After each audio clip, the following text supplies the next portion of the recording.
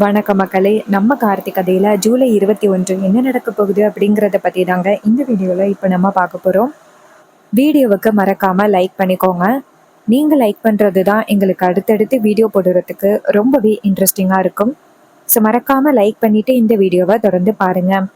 என்ன நடக்குது அப்படின்னு பார்த்துக்கிட்டிங்கன்னா, ஃபர்ஸ்ட் நம்ம ஹீரோவை காமிக்கிறாங்க.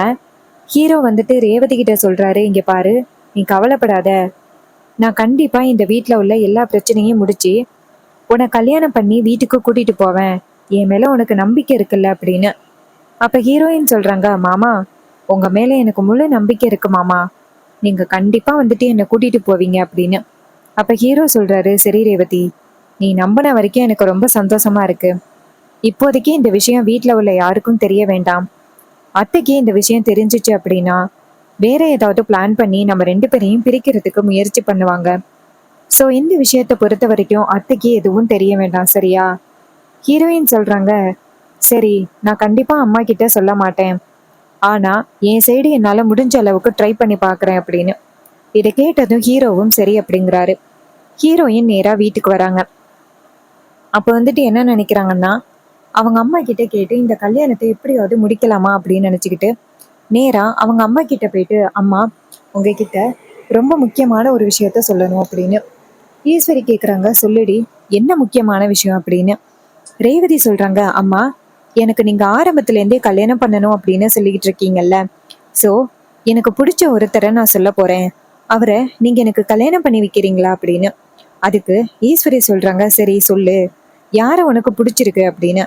ரேவதி சொல்றாங்க, அம்மா, எனக்கு கார்த்தி மாமாவை தான் ரொம்ப பிடிச்சிருக்கு. அவரை வந்துட்டு நீங்க எனக்கு கல்யாணம் பண்ணி வைங்க. நான் அவர் கூட சேர்ந்து சந்தோஷமா வாழணும் அப்படின்னு. இதை கேட்டதும் ஈஸ்வரி ரொம்பவே அதிர்ச்சி ஆகுறாங்க. சந்திரா நேரா ஈஸ்வரிய பார்த்து, என்னக்கா, இவ பாட்டுக்கும் இஷ்டத்துக்கு பேசுறா, நீ எல்லாத்தையும் கேட்டுக்கிட்டு இருக்க அப்படின்னு. ஈஸ்வரி சொல்றாங்க, கொஞ்சம் பொறுடி, நான் இவகிட்ட என்னன்னு கேக்குறேன் அப்படின்னு. நேரா ரேவதியை பார்த்து, இங்க பாரு ரேவதி, என்ன தேவையில்லாம உளறிக்கிட்டு இருக்கியா? இங்க பாரு, அப்படியெல்லாம் நடக்கிறதுக்கு வாய்ப்பே இல்லை, அதெல்லாம் ஒத்து வராது அப்படின்னு. ரேவதி சொல்றாங்க, அம்மா, எனக்கு மாமா மட்டும்தாம்மா சரியான ஆளு. அவர் தான் வந்துட்டு என்ன நல்லபடியா பார்த்துப்பாரு, என்ன சந்தோஷமா பார்த்துப்பாரு. நீங்க பாட்டுக்கும் எவனோ ஒருத்தனை எனக்கு கல்யாணம் பண்ணி வைக்கிறேன்னு எவனோ ஒருத்தனை கூட்டிட்டு வந்தீங்க. ஆனா கடைசியில என்ன ஆணுச்சு அப்படிங்கிறத நீங்க பாத்தீங்கல்ல. மறுபடியும் அந்த மாதிரி பிரச்சனை வராது அப்படின்னு எந்த விதத்துல நம்ம நம்ப முடியும்? இங்க பாருமா, மாமாவை தவிர வேற யாரும் என்ன நல்லபடியா பார்த்துக்க மாட்டாங்க. நீங்க வந்துட்டு எனக்கும் மாமாவுக்கும் கல்யாணம் பண்ணுவீங்க அப்படின்னு. அப்போ ஈஸ்வரி யோசிக்கிறாங்க. யோசிச்சு வச்சுட்டு நேரா ரேவதியை பார்த்து, சரி, நீ ஆசைப்பட்ட மாதிரியே நான் வந்து கல்யாணம் பண்ணி வைக்கிறேன். இதை கேட்டதும் ரொம்பவே அதிர்ச்சி ஆகுறாங்க சந்திரா. சந்திரா நேரா அவங்க அக்காவை பார்த்து, அக்கா, என்னக்கா, அவ இஷ்டத்துக்கு கேட்குற அப்படிங்கிறதுக்காக நீ சரின்னு சொல்லி ஒத்துக்கிறியா? இங்க பாரு, அந்த டிரைவர் பையன் இந்த வீட்டுக்கு வேண்டாம் அப்படின்னு. அப்போ ஈஸ்வரி சந்திராவை பார்த்து, சந்திரா, ஒரு நிமிஷம் இரு, நான் என்ன முடிவு எடுக்கிறேன் அப்படின்னு எனக்கு தெரியும், நீ கொஞ்சம் அமைதியா இரு அப்படின்னு. இதை கேட்டதும் சந்திரா நினைக்கிறாங்க, அக்கா என்ன திடீர்னு இப்படி சொல்றா, அப்படியா இருந்தா மிகப்பெரிய பிரச்சனை ஆகிருமே அப்படின்னு. அப்போ அஹ், ரேவதி ரொம்பவே சந்தோஷப்பட்டு அவங்க அம்மாவை ஹக் பண்ணி, அம்மா, நீங்க இப்படி ஒத்துப்பீங்க அப்படின்னு நான் கொஞ்சம் கூட எதிர்பார்க்கவே இல்லைம்மா, எனக்கு ரொம்பவே சந்தோஷமா இருக்குமா அப்படின்னு. அதுக்கு ஈஸ்வரி சொல்றாங்க, இங்க பாரு, எனக்கு உன்னுடைய சந்தோஷம்தான் முக்கியம். அதனால நீ கவலைப்படாத, நீ ஆசைப்பட்ட மாதிரியே உன் கார்த்தி மாமாவை நான் உனக்கே கல்யாணம் பண்ணி வைக்கிறேன் அப்படின்னு. அப்போ ராஜா ஈஸ்வரிய பார்த்து, ஈஸ்வரி, நீ உண்மையாதான் பேசுறியா? நீ பேசுறத எங்களால நம்பவே முடியல ஈஸ்வரி. அப்போ ஈஸ்வரி சொல்றாங்க, இங்க பாருங்க, எல்லாமே நல்லதுக்கு தானே. என் பொண்ணு ரொம்ப ஆசைப்பட்டு கேட்குறா. ஸோ நான் இல்லை அப்படின்னு எப்படி சொல்ல முடியும்? அவ ஆசைப்பட்ட மாதிரியே கல்யாணம் பண்ணிக்கட்டும் அப்படின்னு. இதை கேட்டதும் ரொம்பவே சந்தோஷப்படுறாங்க நம்ம ரேவதி. அவங்க அப்பாவை பார்த்து, அப்பா, அம்மா கல்யாணத்துக்கு ஒத்துக்கிட்டாங்கப்பா, எனக்கு ரொம்ப சந்தோஷமா இருக்கு. அதுக்கு அவர் சொல்றாரு, ஆமாம்மா, எனக்கும் ரொம்ப சந்தோஷமா தான் இருக்கு. இனிமே உங்க ரெண்டு பேருமே யாராலையும் பிடிக்க முடியாது அப்படின்னு. அப்போ நம்ம ரேவதி சொல்றாங்க, சரிம்மா, ரொம்ப தேங்க்ஸ்மா. ஈஸ்வரி சொல்றாங்க, சரி, நான் போயிட்டு ரெஸ்ட் எடுக்கிறேன் அப்படின்னு அவங்க ரூமுக்கு போறாங்க. அப்போ சந்திரா இங்கேருந்து பின்னாடியே போறாங்க. போயிட்டு, அக்கா, என்னக்கா, உன் இஷ்டத்துக்கு அந்த டிரைவர் பையல ரேவதிக்கு கல்யாணம் பண்ணி வைக்கிறேன் அப்படின்னு சொல்லிட்டேன். இதெல்லாம் கொஞ்சம் கூட சரிப்பட்டே வராது. வெளியில வந்து இந்த கல்யாணத்துக்கு ஒத்துக்க மாட்டேன்னு சொல்லுக்கா. அந்த குடும்பத்தால நம்ம அம்மாவை இழந்துட்டு இருக்கோம். வேண்டவே வேண்டாக்கா அப்படின்னு. அதுக்கு ஈஸ்வரி சொல்றாங்க, சந்திரா, ஒரு நிமிஷம் நான் சொல்றத கொஞ்சம் கேள. நான் சரின்னு சொன்னா உடனே இந்த கல்யாணத்துக்கு ஒத்துக்கிட்டேன் அப்படின்னு நினைச்சிட்டு இருக்கியா? இங்க பாரு, நான் எதுக்காக ஒத்துக்கிட்டேன் அப்படின்னு இன்னும் கொஞ்ச நேரத்துல உனக்கு தெரியும் அப்படின்னு சொல்ல சந்திரா கேக்குறாங்க, என்னக்கா சொல்ற? ஈஸ்வரி சொல்றாங்க, என்கிட்ட ஒரு பிளான் இருக்குடி. அந்த பிளானை வச்சுதான் நான் கரெக்டா எக்ஸிக்யூட் பண்ண போறேன். என் பொண்ணு என்ன பத்தியும் தப்பா நினைக்க மாட்டா. இதை கேட்டதும் சந்திரா சொல்றாங்க, அப்படியாக்கா, என்ன பிளான்? ஈஸ்வரி சொல்றாங்க, நீ வா, நான் உன்கிட்ட பிளான் சொல்றேன் அப்படின்னு கூட்டிட்டு போயிட்டு பிளான சொல்றாங்க. இதை கேட்டதும் சந்திரா ரொம்பவே சந்தோஷப்படுறாங்க. அக்கா, சூப்பர் பிளான்கா, இதுல கண்டிப்பா அவங்க மாட்டிதான் ஆகணும் அப்படின்னு சந்தோஷப்படுறாங்க. அந்த டிரைவர் பையில நம்ம சூப்பரா ஏமாத்தி சூப்பரா நம்ம பிளான் பண்ணலாம் அப்படின்னு ரொம்பவே சந்தோஷப்படுறாங்க. அப்புறமா நம்ம ஈஸ்வரி வந்துட்டு நேரா ரேவதியை பார்த்து, ரேவதி, நான் போயிட்டு கார்த்திகிட்ட பேசிட்டு வரேன். அவருக்கு இந்த கல்யாணத்துல சம்மதமா அப்படிங்கிறத நான் கேட்டுட்டு வரேன். ரேவதி சொல்றாங்க, சரிம்மா, நீங்க கேட்டுட்டு வாங்க அப்படின்ட்டு. அப்ப ராஜா சொல்றாரு, ஈஸ்வரி, நானும் வரேன் அப்படின்னு. ஈஸ்வரி சொல்றாங்க, இல்லைங்க, நீங்க வர வேண்டாம், நான் போய் மாப்பிள்ளை கிட்ட பேசிட்டு வரேன் அப்படின்னு. ராஜா சொல்றாரு, சரி ஈஸ்வரி அப்படின்னு. அப்போ ஈஸ்வரி வந்துட்டு நேரா நம்ம ஹீரோவுக்கு ஃபோன் பண்றாங்க. ஹீரோ ஃபோன் அட்டன் பண்ணி, சொல்லுங்க அத்தை அப்படின்னு சொல்ல, அப்போ ஈஸ்வரி சொல்றாங்க, சின்ன மாப்பிள்ள, உங்ககிட்ட கொஞ்சம் தனியா பேச வேண்டியது இருக்கு, வரீங்களா அப்படின்னு. ஹீரோவும் சரித்த அப்படின்னு சொல்லிட்டு ஃபோனை கட் பண்ணிட்டு நேரா அவங்க அத்தை சொன்ன இடத்துக்கு வராங்க. அப்போ ஈஸ்வரி வந்துட்டு நேரா ஹீரோவை பார்த்து, ஒரு வழியா நீ சாதிச்சிட்டியல்ல அப்படின்னு. அப்ப ஹீரோ சொல்றாரு, ஏன் என்னாச்சு அப்படின்னு. அப்போ ஈஸ்வரி சொல்றாங்க, என் பொண்ணை வந்துட்டு மறுபடியும் அவளுக்கு பழைய ஞாபகங்கள் இல்லை அப்படின்னாலும் உன்னை காதலிக்க வச்சுட்டியல்ல. ஹீரோ சொல்றாரு, அத்தை, அது கடவுள் போட்டு வச்ச முடிச்சு. என்னைக்குமே ரேவதி என்னை விட்டு பிரிய மாட்டா அப்படிங்கிறதுக்கான ஆதாரம். அப்போ ஈஸ்வரி சொல்றாங்க, இருந்தாலும் உங்களுக்கு ரொம்ப கான்ஃபிடென்ட் அதிகம் இல்லை, ஏன்னா ரேவதி இப்போ உங்களை தான் கல்யாணம் பண்ணிக்கணும் அப்படின்னு சொல்லி பிடிவாதமா வீட்டில் நிற்கிறா. ஸோ அதான் உங்களுக்கு இவ்வளோ கான்ஃபிடென்ட்.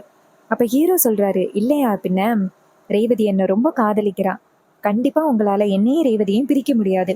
அதுக்கு ஈஸ்வரி சொல்றாங்க, அப்படியா மாப்பிள்ள, என்ன நடக்குது அப்படிங்கிறத பார்க்கலாமே அப்படின்னு சொல்லிட்டு நேரா ஹீரோவை பார்த்து, இங்க பாரு, நான் ஒரு டீல் பேசுறதுக்காக தான் வந்திருக்கேன். அப்ப ஹீரோ சொல்றாரு, சொல்லுங்க அத்தை, என்ன டீல்? ஈஸ்வரி சொல்றாங்க, இங்க பாரு, கோவில் கும்பாபிஷேகத்துக்கு நான், உன் மாமா, அப்புறம் என் பொண்ணுங்க எல்லாருமே சேர்ந்து குடும்பத்தோட வரோம். ஆனா அதுக்கு அதுக்கு பதிலா நீ வேறொரு விஷயத்த ஒத்துக்கணும், ஓகேவா அப்படின்னு. அப்ப ஹீரோ சொல்றாரு, என்னன்னு சொல்லுங்க அத்தை. அது ஒத்துக்கிறதும் ஒத்துக்காம இருக்கிறதும் அப்புறம் அப்புறம் பார்த்துக்கலாம் அப்படின்னு. ஈஸ்வரி சொல்றாங்க, இங்க பாரு, கோவில் கும்பாபிஷேகத்துக்கு நாங்க எல்லாருமே வரோம். ஆனா இப்போ ரேவதி வந்துட்டு கேப்பா, இது மாதிரி அம்மா வந்துட்டு கல்யாணத்துக்கு ஒத்துக்கிட்டாங்க, நான் உங்களை கல்யாணம் பண்ணிக்கணும் அப்படின்னு சொல்லுவா. ஆனா நீ இந்த கல்யாணத்துக்கு ஒத்துக்க முடியாது அப்படின்னு ரேவதி கிட்ட சொல்லணும். அப்படி நீ சொன்ன அப்படின்னா நாங்க எல்லாருமே குடும்பத்தோட சேர்ந்து கோவில் கும்பாபிஷேகத்துக்கு வருவோம். அப்ப ஹீரோ சொல்றாரு, என்னத்த நீங்க எப்படி சொல்றீங்க? ஈஸ்வரி சொல்றாங்க, நாங்க எல்லாருமே கும்பாபிஷேகத்துக்கு வரணும் அப்படின்னா நீ ஒத்துக்கிட்டு தான் ஆகணும். ஒருவேளை நாங்க கும்பாபிஷேகத்துக்கு வரல அப்படின்னா என்ன நடக்கும் அப்படிங்கிறது உனக்கு தெரியும்ல. இதை கேட்டதும் ஹீரோ ஷாக் ஆகுறாரு. உடனே ஹீரோ சொல்றாரு, சரித்த, நீங்க எல்லாருமே கும்பாபிஷேகத்துக்கு வர்றதுதான் எனக்கு ஒரு சந்தோஷமா இருக்கும், நான் சொல்றேன் அப்படின்னு. இதை கேட்டதும் ஈஸ்வரியும், அப்படி மாப்பிள்ள, ஒத்துக்கிட்டா சரி அப்படின்னு. அப்ப ஹீரோ என்ன பண்றாருன்னா ரொம்பவே வந்துட்டு சோகமா நின்றுகிட்டு இருக்காரு. ஈஸ்வரி அந்த இடத்துல இருந்து கிளம்பி நேரா சந்திரா கிட்ட போயிட்டு விஷயத்த சொல்றாங்க. இதை கேட்டதும் சந்திரா ரொம்பவே சந்தோஷப்படுறாங்க. அக்கா, சூப்பர்க்கா, எங்க அந்த டிரைவர் பையன் ஒத்துக்க மாட்டானோ அப்படின்னு நானே ரொம்ப கோபத்திலையும் பயத்திலையும் இருந்தேன். சூப்பரா ஒத்துக்கிட்டானே அப்படின்னு. ஈஸ்வரி சொல்றாங்க, அவன் ஒத்துக்கிட்டு தானே ஆகணும், அவனுக்கு அவனோட கல்யாணத்தை தவிர்த்து அந்த ஊர் மக்களோட நல்லதுதான் முக்கியம். ஏன்னா அவன் அந்த சேதுபதியோட பேரனாச்சே, ஊர் மக்களோட நல்லதை மட்டும்தான் யோசிப்பான். அதனால நம்ம யாரும் இனிமே கவலைப்படணும் அப்படின்னு அவசியமே இல்லை. இதை கேட்டதும் சந்திரா ரொம்பவே சந்தோஷப்படுறாங்க. சரிக்கா, ஏதோ நமக்கு சாதகமா எல்லாம் நடந்தா போதும் அப்படின்னு. அப்புறமா என்ன நடக்குதுன்னா, நம்ம ஈஸ்வரி நேரா வீட்டுக்கு வந்துட்டு நேரா ரேவதியை பார்த்து, ரேவதி, இது மாதிரி அவரு கல்யாணத்துக்கு ஒத்துக்க முடியாதுன்னு சொல்லிட்டாரு. இதை கேட்டதும் ரேவதி ஷாக் ஆகுறாங்க. என்னம்மா சொல்றீங்க அப்படின்னு. அதுக்கு ஈஸ்வரி சொல்றாங்க, ஆமா, அவருக்கு இந்த கல்யாணத்துல விருப்பம் இல்லைன்னு சொல்லிட்டாரு. ஒருத்தருக்கு கல்யாணத்துல விருப்பம் இருந்தா மட்டும்தானே அவர்கிட்ட போய் நம்ம கேட்க முடியும். அவர் தான் இந்த கல்யாணத்துக்கு விருப்பமே இல்லைன்னு சொல்லிட்டாரே, அப்புறம் எப்படி என்னால வந்துட்டு அவரை கட்டாயப்படுத்தி கல்யாணத்துக்கு ஒத்துக்க வைக்க முடியும்? உடனே ரேவதி அதிர்ச்சி ஆகுறாங்க. அம்மா, அவர் இப்படி சொல்லுவார் அப்படின்னு நான் கொஞ்சம் கூட எதிர்பார்க்கல. ஈஸ்வரி சொல்றாங்க, உன்னோட சந்தோஷத்துக்காக தான் என்னுடைய கௌரவத்தையே விட்டுட்டு அவர்கிட்ட போய் பேசினேன். ஆனா கடைசியில அவர் என்ன அவமானப்படுத்திட்டாரு அப்படின்னு. இதை கேட்டதும் ரேவதி ஷாக் ஆகுறாங்க. உடனே ரேவதி என்ன பண்றாங்கன்னா, சரிம்மா நானே அவர்கிட்ட போய் கேட்குறேன். ஈஸ்வரி சொல்றாங்க, சரி நீ போய் கேளு அப்படின்னு. ரேவதி இங்கேருந்து போறாங்க. போயிட்டு நம்ம ஹீரோவை பாக்குறாங்க. அப்ப ரேவதி நேரா ஹீரோவை பார்த்து, மாமா அம்மா வந்து உங்ககிட்ட பேசினாங்களா அப்படின்னு. அப்ப ஹீரோ சொல்றாரு, ஆமா ரேவதி, அத்தை என்கிட்ட வந்து பேசினாங்க. அப்ப ஹீரோயின் சொல்றாங்க, ஏன் மாமா இந்த கல்யாணத்துக்கு நீங்க ஏன் ஒத்துக்கல? அப்ப ஹீரோ நடந்தது எல்லாம் சொல்றாரு. இதை கேட்டதும் ரேவதி ஷாக் ஆகுறாங்க. அம்மா இவ்வளவு பெரிய விஷயத்த சொன்னாங்களா? அம்மா இவ்வளவு பெரிய விஷயத்த சொன்னதுக்கு அப்புறம் நம்ம எப்படி இதை வேடிக்கை பார்த்துட்டு இருக்க முடியும்? அப்போ ரேவதி சொல்றாங்க, மாமா பேசாப்புல நம்ம 2 பேருமே போயிட்டு கோவில்ல கல்யாணம் பண்ணிப்போம். நம்ம 2 பேரும் கல்யாணம் பண்ணிக்கிட்டா அம்மாவால என்ன சொல்ல முடியும்? இதே மாதிரி நம்ம வேடிக்கை பார்த்துக்கிட்டே இருக்க முடியாது. நம்ம 2 பேருக்கும் இப்படியே கல்யாணம் நடந்தே ஆகணும் அப்படின்னு. உடனே ஹீரோ சொல்றாரு, ஆமா ரேவதி, நீ சொல்றது சரிதான். நம்ம 2 பேருக்கும் கல்யாணம் ஆனா மட்டும்தான் அத்தையோட இந்த கோவத்தையும் கண்ட்ரோல் பண்ண முடியும் அப்படின்னு. இதை கேட்டதும் ரேவதியும், சரிங்க மாமா வாங்க அப்படின்ட்டு 2 பேருமே சேர்ந்து கோவிலுக்கு போறாங்க. அப்போ நம்ம ஈஸ்வரி நினைக்கிறாங்க, போனவளை இன்னும் காணுமே, அப்படி அவ எங்கதான் போயிருப்பா அப்படின்ட்டு ஈஸ்வரி அங்கேருந்து வராங்க. வந்து பார்த்தா ரேவதி வந்துட்டு கோவில்ல வந்துட்டு மாலையும் கழுத்துமா நிக்கிறத ஈஸ்வரி பாக்குறாங்க. பார்த்ததும் ரொம்பவே அதிர்ச்சியாகி, ஏய் என்ன காரியண்டி பண்ண அப்படின்னு கேட்க, அப்ப ரேவதி சொல்றாங்க, அம்மா நீங்க வந்துட்டு என்னையும் என் மாமாவையும் சேர்த்து வைப்பீங்க அப்படின்னு பார்த்தேன். ஆனா நீங்க என்னடான்னா என்னையும் மாமாவையும் நீங்க பிரிச்சிட்டீங்க அப்படின்னு. இதை கேட்டதும் ரொம்பவே அதிர்ச்சி ஆகுறாங்க ஈஸ்வரி. ஏண்டி நீ இப்படி பேசுற?